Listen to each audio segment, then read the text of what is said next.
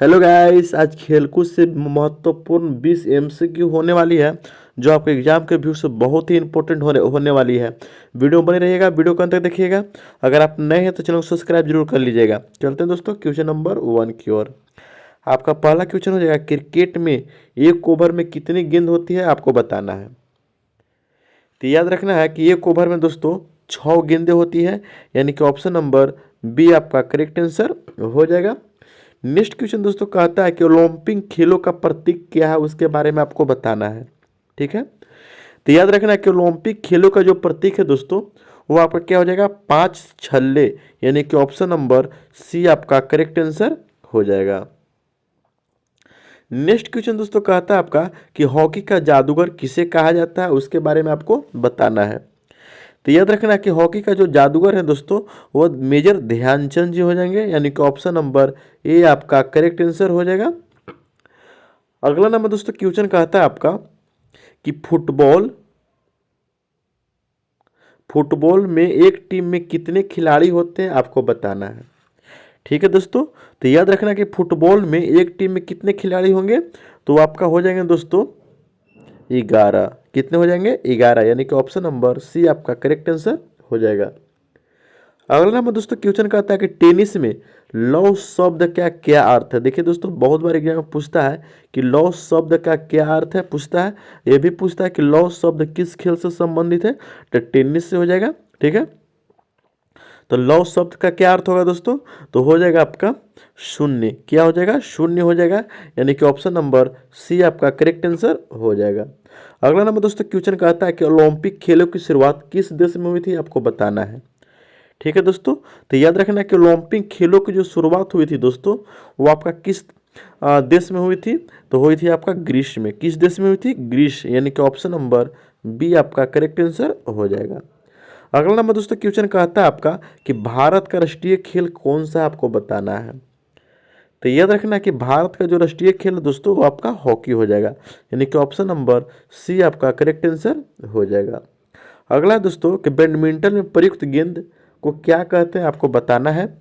तो याद रखना कि बैडमिंटन में जो प्रयुक्त गेंद होते हैं दोस्तों वो आपका क्या हो जाएगा, शटल कॉक, यानी कि ऑप्शन नंबर बी आपका करेक्ट आंसर हो जाएगा।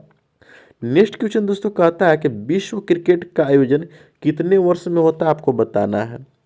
तो याद रखना कि जो विश्व कप होता है दोस्तों, ठीक है, विश्व कप क्रिकेट वो कितने सालों में आयोजन होता है, तो आपका राइट आंसर हो जाएगा दोस्तों 4 साल में होता है, यानी कि ऑप्शन नंबर सी आपका करेक्ट आंसर हो जाएगा। अगला नंबर दोस्तों कहता है कि कबड्डी की एक टीम में कितने खिलाड़ी मैदान में होते हैं आपको बताना है। ठीक है, तो कबड्डी दोस्तों, कबड्डी की एक टीम में दोस्तों कितने खिलाड़ी मैदान में होंगे, तो 7 खिलाड़ी होते हैं, याद रखना है आपको, यानी कि ऑप्शन नंबर सी आपका करेक्ट आंसर हो जाएगा।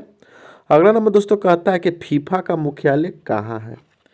देखिए दोस्तों, फीफा जो होता है दोस्तों फुटबॉल से संबंधित है। किससे, फुटबॉल से। ठीक है, जिस प्रकार दोस्तों आईसीसी जो है दोस्तों क्रिकेट से संबंधित है, उसी प्रकार फीफा जो है दोस्तों वो फुटबॉल से संबंधित है, याद रखना है।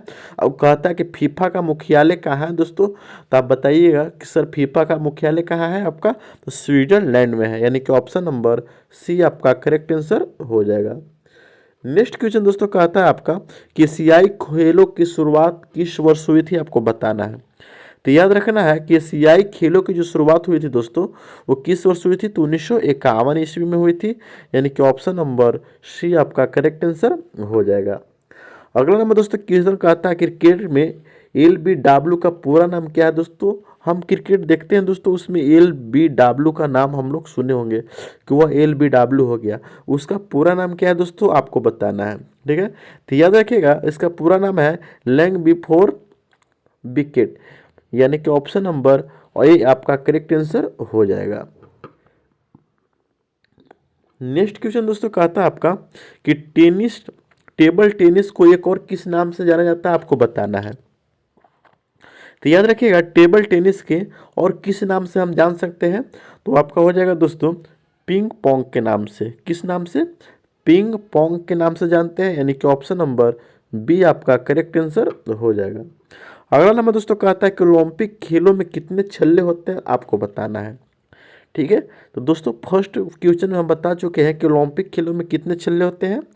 तो तो ये आपका राइट आंसर दोस्तों हो जाएगा 5 छल्ले होते हैं। कितने छल्ले होते हैं? 5 छल्ले होते हैं, यानी कि ऑप्शन नंबर बी आपका करेक्ट आंसर होने वाला है।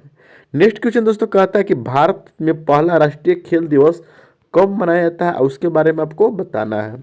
ठीक है, तो याद रखना कि भारत में जो पहली राष्ट्रीय खेल दिवस मनाया गया दोस्तों, और कब मनाया जाता है, कब से चालू हुआ है, तो ये आपका राइट आंसर हो जाएगा दोस्तों 29 अगस्त को मनाया जाता है। ठीक है, यानी कि ऑप्शन नंबर सी आपका राइट आंसर हो जाएगा।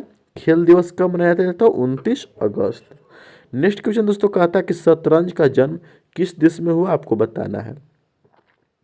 तो याद रखना है दोस्तों कि जो शतरंज का जन्म हुआ है दोस्तों, वो आपका किस देश में हुआ है? तो याद रखना है शतरंज का जो जन्म हुआ है दोस्तों अपना भारत में हुआ है, यानी कि ऑप्शन नंबर बी आपका करेक्ट आंसर हो जाएगा। नेक्स्ट क्वेश्चन दोस्तों चलते हैं 18 नंबर। कहता है कि क्रिकेट पिच की लंबाई कितनी होती है, आपको बताना है। तो याद रखना है क्रिकेट जो पिच की लंबाई होती है दोस्तों, वो कितनी होती है? तो 22 गज होती है, यानी कि ऑप्शन नंबर सी आपका करेक्ट आंसर हो जाएगा। अगला नंबर दोस्तों क्वेश्चन कहता है कि वॉलीबॉल में एक टीम में कितने खिलाड़ी होते हैं, उसके बारे में आपको बताना है। ठीक है, तो वॉलीबॉल में दोस्तों एक टीम में कितने खिलाड़ी होंगे, तो याद रखना है एक टीम में कितने खिलाड़ी होते हैं, तो हो जाएगा दोस्तों आपका 6 खिलाड़ी, यानी कि ऑप्शन नंबर बी आपका करेक्ट आंसर हो जाएगा। नेक्स्ट क्वेश्चन दोस्तों कहता है कि ओलंपिक ध्वज का रंग कैसा होता है, आपको बताना है। तो याद रखना है दोस्तों कि जो ओलंपिक ध्वज का जो कलर होता है दोस्तों, वो आपका सफ़ेद कलर का होता है। किस कलर का? सफ़ेद कलर का, यानी कि ऑप्शन नंबर सी आपका करेक्ट आंसर हो जाएगा। दोस्तों वीडियो कैसे लगा कमेंट करके जरूर बताइएगा। अगर आप नए हैं तो चैनल को सब्सक्राइब जरूर कर लीजिएगा। मिलते हैं दोस्तों नेक्स्ट वीडियो में, तब तक के लिए जय हिंद।